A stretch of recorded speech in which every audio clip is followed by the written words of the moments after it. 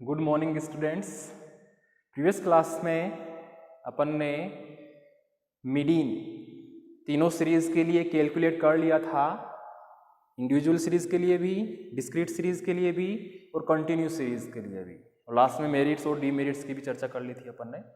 आज इस क्लास में अपन इस यूनिट का लास्ट टॉपिक ले रहे हैं, जैसे मानक विचलन जिसे बोलते हैं स्टैंडर्ड डेविएशन, मानक त्रुटि जिसे बोलते हैं स्टैंडर्ड एरर, और इसके अलावा एक टॉपिक और लेंगे टी टेस्ट या टी परीक्षण। तो आज का अपना टॉपिक है, सबसे पहले ले रहा हूं मैं मानक विचलन जिसे बोलते हैं स्टैंडर्ड डेविएशन, मानक विचलन। तो मानक विचलन अपने सिलेबस में बहुत लंबा दिया हुआ है, तो वही तीनों सीरीज के लिए, इंडिविजुअल ऑब्जर्वेशन, डिस्क्रीट सीरीज और कंटिन्यूस सीरीज के लिए। लेकिन ये आपके लेवल का थोड़ा हार्ड हो जाएगा, क्योंकि अगर आप ये वाला पोर्शन भी पढ़ते हो तो आप जो पीछे वाले पढ़े हैं अपन ने मीन मोड मीडियन, वो सब भी कहानी भूल जाओगे। इसमें इन टॉपिक में से बहुत रेयर केस में आपके क्वेश्चन पूछे जाते हैं, जैसे स्टैंडर्ड डेविएशन है, स्टैंडर्ड एरर है, स्टूडेंट टी टेस्ट है जिसे टी टेस्ट बोलते हैं। तो इनमें से या तो इनकी डेफिनेशन पूछता है अगला, या फिर रेयर केस में इनके फॉर्मूले पूछ लेता है। और कई बार मान लो कि बाई चांस 4 साल में या 5 साल में क्वेश्चन छोटा सा पूछ लेगा, तो अपना जो मेन फोकस रहेगा वो उनकी डेफिनेशन और कुछ फॉर्मूले पे ही रहेगा बस। क्योंकि अपन ज़्यादा लोड लेंगे तो पिछला भी भूल जाएंगे अपन, क्योंकि अपन को पता है इस यूनिट में 3 क्वेश्चन आने हैं, तो 3 में से 2 क्वेश्चन तो एकदम इजी आएंगे जो अब तक अपन पढ़ चुके हैं पहले, mean mode median, null hypothesis वगैरह उनमें से। और छोटे क्वेश्चन भी अगर आते हैं इनमें से तो अपन पढ़ ही रहे हैं इनको। स्टैंडर्ड डेविएशन क्या है, इसके फॉर्मूले क्या है, स्टैंडर्ड एरर क्या है, इसके फॉर्मूले क्या है, टी टेस्ट क्या है। तो आज इस क्लास के साथ ही आपकी जो यूनिट 3 है उसको अपन विराम देंगे, कंप्लीट करेंगे, और नेक्स्ट टाइम अपन आपकी unit paper fast core data start करें। ठीक है, तो स्टार्ट करते हैं स्टैंडर्ड डेविएशन। तो इसको मूल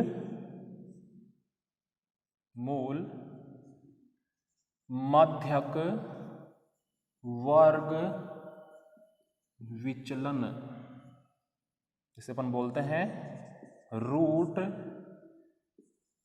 मीन स्क्वायर डेविएशन, यानी मानक विचलन को या स्टैंडर्ड डेविएशन को मूल मध्यक वर्ग विचलन या रूट मीन स्क्वायर डेविएशन के नाम से भी जाना जाता है। ये तो मैंने इसका अन्य नाम बताया है। अब इसकी मेन डेफिनेशन बता रहा हूं आपको, ध्यान से सुनना। वास्तव में यह किसी समांतर माध्य से विचलन के वर्ग से, मैं क्या बोला, किसी समांतर माध्य से विचलन, जिससे विचलन को क्या बोल रहे हैं अपन, डेविएशन, के वर्ग के मध्य के वर्गमूल, जिसे बोलते हैं अपन स्क्वायर रूट, के रूप में ज्ञात किया जाता है।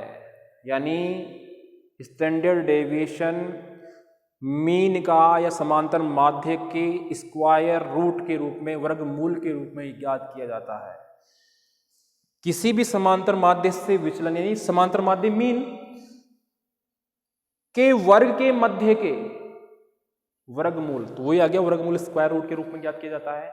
या आप इसको इंग्लिश में याद करना चाहो, standard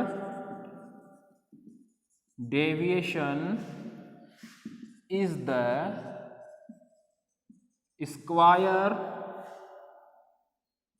root of the mean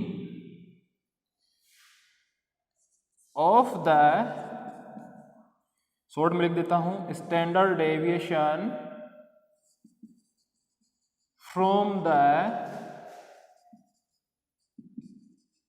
arithmetic mean.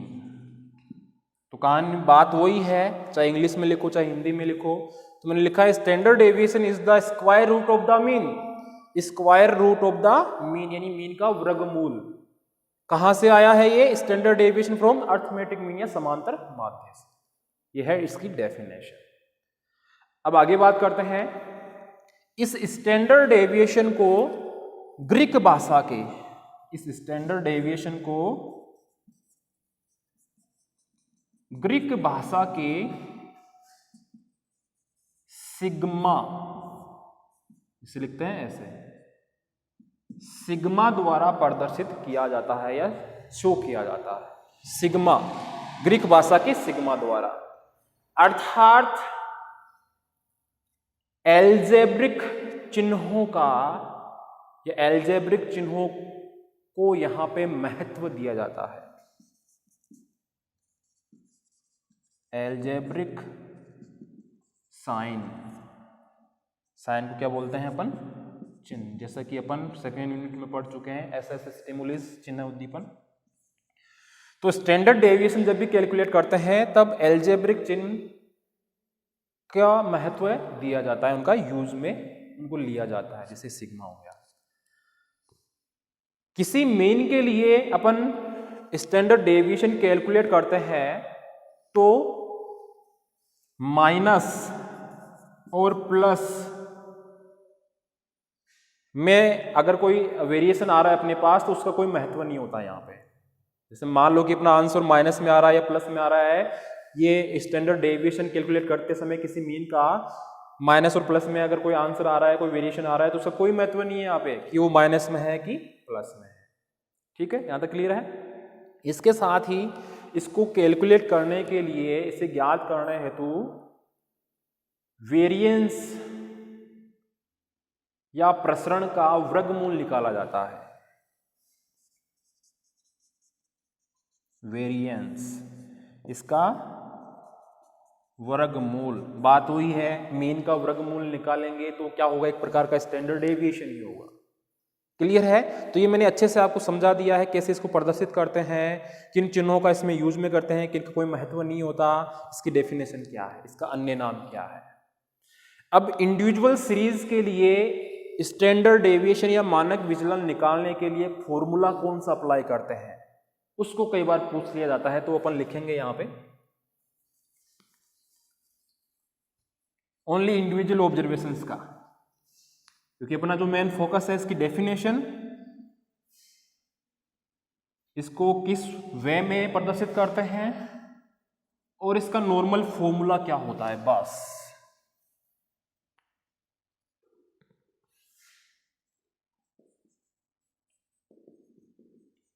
Individual observation के लिए जो फॉर्मूला है के लिए एसडी का मतलब शॉर्ट में लिखा है स्टैंडर्ड डेविएशन। इसका फॉर्मूला है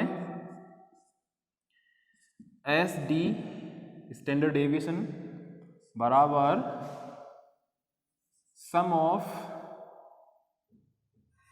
एफ डी, या सॉरी डी है direct, D square divided by N.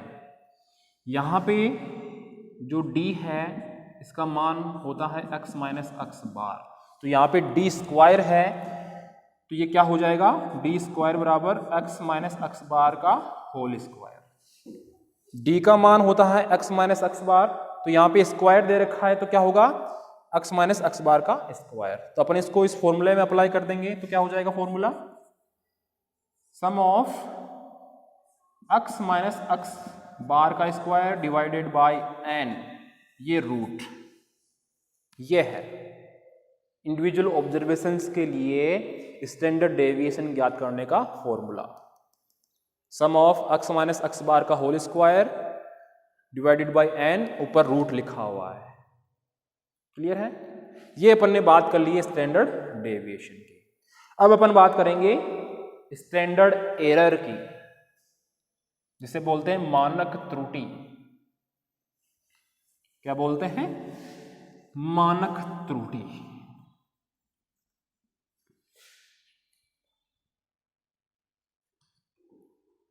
मानक त्रुटि, एरर, यानी कोई डाटा है, उसका अपन ने रिजल्ट निकाला है तो उसमें वेरिएशन आ गया तो उससे बोलते हैं एरर। तो उसको कैलकुलेट करने के लिए मानक त्रुटि या स्टैंडर्ड एरर की गणना की जाती है। तो कहते किसे हैं, ध्यान से सुनना। डाटा के मध्य की भिन्नता, डाटा के मध्य भिन्नता अथवा विचलन, जिसे अपन बोलेंगे यहां पे एरर।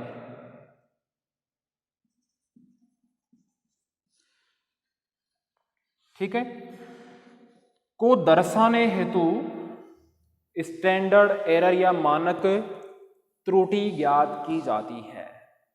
कोई डाटा के मध्य भिन्नता या डिफरेंस या विचलन या एरर को दर्शाने हेतु स्टैंडर्ड एरर या मानक त्रुटि ज्ञात की जाती है।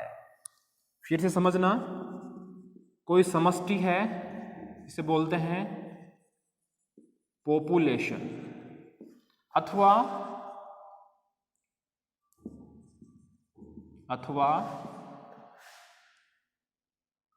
समुदाय, जिसे अपन बोलते हैं कम्युनिटी के विशिष्ट लक्षणों को प्रदर्शित करने हेतु, कोई भी पॉपुलेशन है या कोई कम्युनिटी है, उसके विशिष्ट लक्षणों को प्रदर्शित करने हेतु, अर्थात इनसे संबंधित जो नियम है उनके प्रतिपादन हेतु स्टैंडर्ड एरर को काम में लिया जाता है। यानी कोई भी पॉपुलेशन है, समझती जैसे अपने इंसानों की है, तो उसकी स्पेशल लक्षणों की व्याख्या करने हेतु, उनको उनके लक्षणों को दर्शाने हेतु स्टैंडर्ड एरर काम में लिया जाता है। इसके साथ ही डाटा की विश्वसनीयता को प्रदर्शित करने हेतु, डाटा की विश्वसनीयता को प्रदर्शित करने हेतु भी स्टैंडर्ड एरर या मानक त्रुटि काम में ली जाती है कि ये जो डाटा है, इसका जो ये आंसर आ रहा है, ये कहाँ तक सही है, कहाँ तक सार्थक है, उसकी विश्वसनीयता को भी इसके द्वारा प्रदर्शित किया जाता है। जैसे मान लो कि अंतर आ रहा है -0.1 या 0.2, तो इसमें कोई खास वेरिएशन नहीं है, तो ये मतलब विश्वसनीय रिजल्ट है। तो इस रिजल्ट्स को प्रदर्शित करने के लिए इस स्टैंडर्ड एरर का उपयोग में लिया जाता है। इसके लिए अपन एग्जांपल लेते हैं। मान लेते हैं कि किसी कोई पॉपुलेशन है, इसके किसी लक्षण के अध्ययन हेतु या स्टडी हेतु क्या करना पड़ेगा अपन को, इस पॉपुलेशन से संबंधित जो अपने पास सैंपल है, उन सैंपल के जो उनमें पाए जाने वाले जो लक्षण है, कैरेक्टर्स हैं, उनकी सार्थकता सिद्ध करने के लिए अपन स्टैंडर्ड एरर को काम में लेते हैं। यानी कोई पॉपुलेशन है, उसका कोई लक्षण है, उस लक्षण की स्टडी के लिए, उसका अध्ययन के लिए अपन इस पॉपुलेशन के बहुत सारे सैंपल लेंगे और उन सैंपल में उस लक्षण का अध्ययन करेंगे। किसके माध्यम से? स्टैंडर्ड एरर के माध्यम से। तो आपका एक समझ में आ गया होगा कि स्टैंडर्ड एरर किस किस काम में आ सकता है। अब अपन फॉर्मूला जानने की कोशिश करेंगे कि किसी मीन के लिए अगर स्टैंडर्ड एरर निकालना हो तो उसका फॉर्मूला क्या है। अगर स्टैंडर्ड डेविएशन से के लिए अपन स्टैंडर्ड एरर ज्ञात करें तो उसका फॉर्मूला क्या है। तो दो प्रकार की फॉर्मूला अपन यहाँ पे देखेंगे। अच्छा, इस स्टैंडर्ड एरर को शॉर्टकट में SE द्वारा दर्शाया जाता है। स्टैंडर्ड से S, एरर से E, SE। तो SE for mean. Standard error किसके लिए ज्ञात कर रहे हैं? मीन के लिए, माध्य के लिए। तो इसका फॉर्मूला है SE equal to SD of sample divided by root n, ये फॉर्मूला है। अगर अपने पास स्टैंडर्ड डेविएशन दिया हुआ हो तो उसको अपन फॉर्मूला में अप्लाई कर देंगे, और इस n का मान भी दिया हुआ होता है, नंबर ऑफ वेरिएबल्स। n क्या है यहां पे? नंबर ऑफ वेरिएबल्स, ठीक है। तो यह मैंने फॉर्मूला जो लिखा है वो किसका है? मीन का स्टैंडर्ड एरर निकालने का। इससे आपको पूछ सकता है SE standard error for SD, यानी स्टैंडर्ड एरर निकालना है स्टैंडर्ड डेविएशन के लिए। तो इसका फॉर्मूला दे रखा है आपके SE equal to √2 into n, ये फॉर्मूला। तो ये दो फॉर्मूले अब तक आपके एग्जाम में शायद कई एक दो बार पूछे गए हैं, इसलिए मैंने आपको यहाँ पे बता दिया है। तो अगर क्वेश्चन भी पूछता है तो दिए क्वेश्चन जो पूछेगा तो अपना फॉर्मूला पता है तो इसमें अपन को अप्लाई करना हो उनको। जैसे मान लो कि मीन का पूछ लिया स्टैंडर्ड एरर, तो SD और ये n का मान दिया हुआ होगा तो अपन को अप्लाई करना है, बस रिजल्ट अपने आप आ जाएगा। तो ये अपन ने स्टैंडर्ड एरर को भी अच्छे से समझ लिया है। अब अपना लास्ट पॉइंट जो है इसमें वो है टी टेस्ट। क्लास जब स्टार्ट हुई थी तभी मैंने कह दिया था कि अपन लास्ट 3 टॉपिक लेने वाले हैं। स्टैंडर्ड डेविएशन फर्स्ट नंबर पे, सेकंड स्टैंडर्ड एरर, और लास्ट पे अपन ले रहे हैं टी टेस्ट। 1 नंबर में पूछा जा सकता है टी टेस्ट, इसीलिए मैंने ये पॉइंट लिया है यहाँ पे। तो टी टेस्ट या टी परीक्षण कहाँ से इसका नाम आया, किसके नाम से इसको जाना जाता है, होता क्या है, अच्छे से समझेंगे। तो टी डिस्ट्रीब्यूशन, इसका नाम बता रहा हूं टी टेस्ट का, टी डिस्ट्रीब्यूशन। तो पॉइंट तो क्या है अपना? टी टेस्ट, जिसे अपन बोलते हैं टी डिस्ट्रीब्यूशन। पर सैद्धांतिक रूप से कार्य 20वीं सदी के आरंभ से ही W.S. गोसेट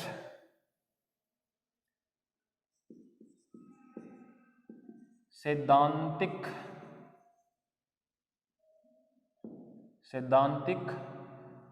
रूप से कार्य 20वीं सदी के आरंभ से ही स्टार्ट हो चुके थे। और किसने किया था? W.S. गोसेट, साइंटिस्ट का नाम ध्यान रखना। सर्वप्रथम 20वीं सदी के आरंभ होते ही इन्होंने W.S. गोसेट ने सबसे पहले टी डिस्ट्रीब्यूशन पर सैद्धांतिक रूप से कार्य किया था। अब ये है क्या, तो अपन सबसे पहले हिस्ट्री जान लेते हैं गोसेट साइंटिस्ट की। ये जो गोसेट नामक वैज्ञानिक है, यह एक आयरलैंड की कंपनी में काम करते थे। नाम सुना होगा आपने आयरलैंड का। आयरलैंड की कंपनी में ये गोसेट काम करते थे। वहां पे ये कुछ रिसर्च कर रहे थे। तो अपने रिसर्च किए हुए जो इन्होंने रिजल्ट निकाले, जो निष्कर्ष निकाले, उनको स्वयं के नाम से प्रकाशित करने पर पाबंदी थी। जैसे मान लो कि यहाँ पे मैं कॉलेज में कुछ काम कर रहा हूँ, मान लो मैं एक्सपेरिमेंट कर रहा हूँ लैब में, और जो मेरा रिजल्ट आया एक्सपेरिमेंट में उसको मैं मेरे नाम से प्रकाशित करूँ, तो उस पर यहाँ पे पाबंदी थी कि आप अपने नाम पर ये प्रकाशित नहीं कर सकते। तो इन्होंने W.S. गोसेट ने एक इसका वैकल्पिक नाम निकाला, और वो नाम था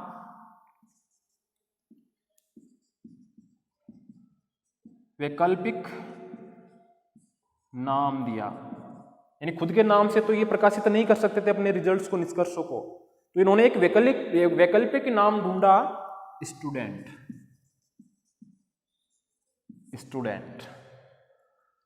यानी खुद ही एक प्रकार के स्टूडेंट ही थे, वहां रिसर्च कर रहे थे। तो वैकल्पिक नाम इन्होंने क्या दिया अपने निष्कर्षों को? स्टूडेंट, जिसे अपन किस नाम से जानते हैं? Student T distribution, student T distribution, या अपन शॉर्ट में भी बोल देते हैं स्टूडेंट डिस्ट्रीब्यूशन। तो आप कंफ्यूज मत होना, शॉर्ट में टी टेस्ट या टी परीक्षण या स्टूडेंट टी टेस्ट या स्टूडेंट टी डिस्ट्रीब्यूशन या स्टूडेंट डिस्ट्रीब्यूशन बात एक ही है, ठीक है। तो मैंने समझा दिया है कि खुद के नाम पर ये अपने निष्कर्षों को प्रकाशित नहीं कर सकते थे गोसेट साइंटिस्ट, इसलिए इन्होंने एक वैकल्पिक नाम स्टूडेंट रखा अपने निष्कर्षों का, और जिसे अपन स्टूडेंट टी डिस्ट्रीब्यूशन या स्टूडेंट डिस्ट्रीब्यूशन के नाम से भी जानते हैं। यह टी डिस्ट्रीब्यूशन या टी टेस्ट सार्थक तभी माना जाता है जब दिए गए डाटा की संख्या 30 या 30 से कम हो। यानी कोई डाटा दे दिया अपन को 1 से लेके 30 तक, और उसके लिए अपन को टी टेस्ट अप्लाई करने के लिए बोले उस पर, तो वो कब सार्थक रूप से सही होगा, जब डाटा की संख्या 30 या 30 से कम होगी और उसका स्टैंडर्ड डेविएशन नहीं दिया हुआ हो, SD नहीं दिया हुआ हो, वो अपन को ज्ञात करना होगा, ठीक है। इसके अलावा जैसे मान लो कि किसी मीन में कोई अंतर आ रहा है, दो डाटाओं का अपने मीन निकाला, माध्य निकाला, उनमें अंतर आ रहा है, तो उसकी सार्थकता को सिद्ध करने के लिए टी टेस्ट काम में लिया जाता है, गोसेट का टी टेस्ट काम में लिया जाता है कि ये जो अंतर है ये कहां तक सार्थक है, कहां तक सही है या कहां तक गलत है। और जो टी टेस्ट है इसका अगर रियल मीन देखे तो वो शून्य होता है। ये कुछ नियम है जो मैंने आपको टी टेस्ट से संबंधित बताए हैं। तो इस तरह से ये टी टेस्ट भी कंप्लीट होता है। ये मोस्टली 1 नंबर में पूछा जाता है आपको, टी टेस्ट किसे कहते हैं। तो आपको डेफिनेशन बतानी है कि WS गोसेट ने अपने रिसर्च कार्यों को एक वैकल्पिक नाम स्टूडेंट नाम से प्रकाशित किया था, जिसे अपन स्टूडेंट टी टेस्ट या टी डिस्ट्रीब्यूशन के नाम से जानते हैं। बस होगी डेफिनेशन, क्लियर है। तो इसके साथ ही आपकी यूनिट 3 भी आज कंप्लीट है। नेक्स्ट क्लास में अपन आपका paper first core data start करेंगे। तो इस क्लास में इतना ही, धन्यवाद।